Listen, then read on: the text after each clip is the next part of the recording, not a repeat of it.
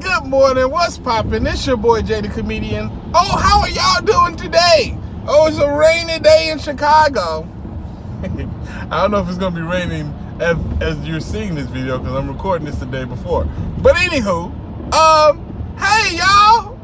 Today, I would like to talk to you guys about the prodigal son analogy in reference to being disfellowshipped.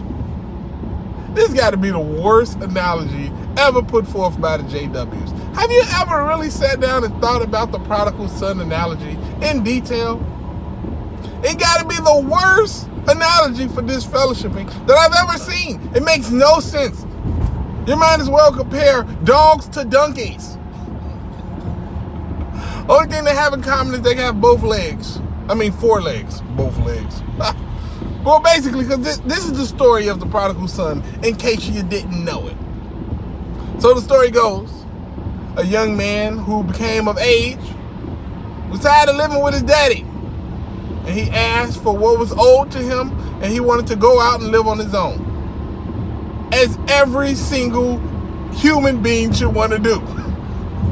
Nobody should want to live with their daddy as long as possible. At some point, you're going to say, yeah, I think I want to go and be independent and maybe start my own family and live my own life. Yeah. So he takes his belongings or what was owed to him, and he squanders it on partying and having a good time. And he eventually runs out of money. Now this is the thing. If his daddy taught him right and taught him how to be responsible with money and how to not squander it on doing frivolous things, he may still be out there having a good time. But no, he spent it all up. And maybe if he didn't have such strict rules at home, he wouldn't have had the urge to just get out so quickly and go live this crazy life. Maybe he would have just stayed at home and said, oh, you know, I don't have a need to be out of this house. Maybe it was too many rules and regulations, and he took that and he just went crazy because he was finally under his father's thumb. So yes, those are things you can look at. So then eventually, as the story goes, he's broke and he's eating with the swine because he all out of money. He broke and he ain't got nothing to eat. Now he's chilling with the pigs or whatever, right? Now, his father or somebody sees him or whatever, and he returns home broke and stinking, belly full of pig food or whatever. And his father says, come on, son, come on, welcome back. Welcome back, you have returned. Please, let's clean him up and let's slaughter a pig and or a calf, a young bull, I think they said.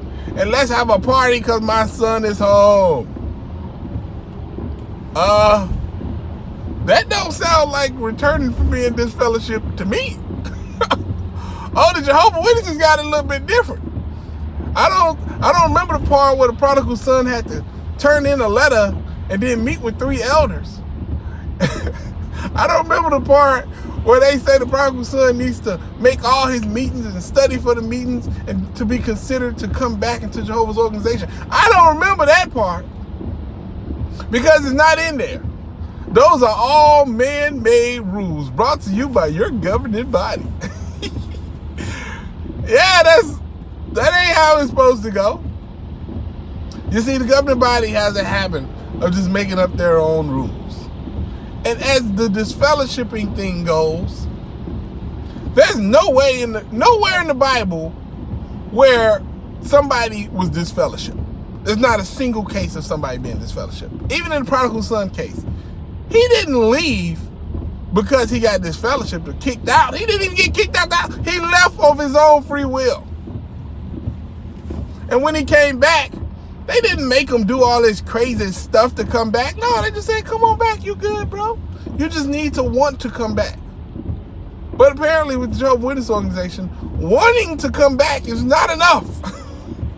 You have to prove to men that you want to come back. Because let's face it, let's say you're disfellowship, right? And you want to come back.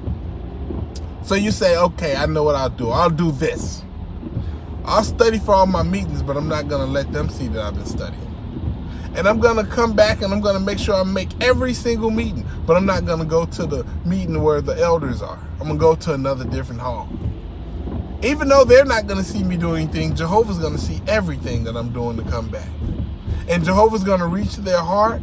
And Jehovah's going to let them know via his telepathic ability that I've been doing everything I need to do to come back.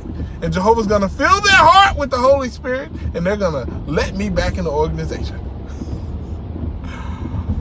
Any ex-JW or current member of the JWs know that will not work. Why won't that work? Jehovah's an all-powerful, all-seeing, all-intelligent being that can do anything. Why wouldn't that work? You see, the apologists would say, well, you see, he has a standard and a way to do certain things, and the way to do it is to do it in front of the people. I'm like, oh, that could be kind of confusing, you see, because if he can open up people's eyes and hearts to certain things, I shouldn't have to do certain things in front of people to get them to know that I did them. Jehovah should be able to do that. It shouldn't matter, right?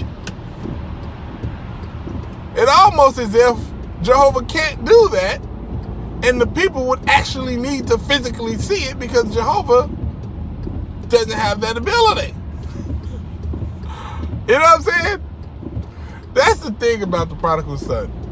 When he came back, he didn't even come back because he loved Jehovah and he loved his father. He came back because he ran out of money.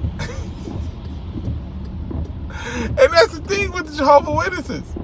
When people come back from getting disfellowship, most of the time, you cannot tell me they came back because they love Jehovah. I refuse to believe that. No, they came back because they missed their family and friends. How many people will come back from being disfellowship if all they got in return was to be back in good blessings with Jehovah?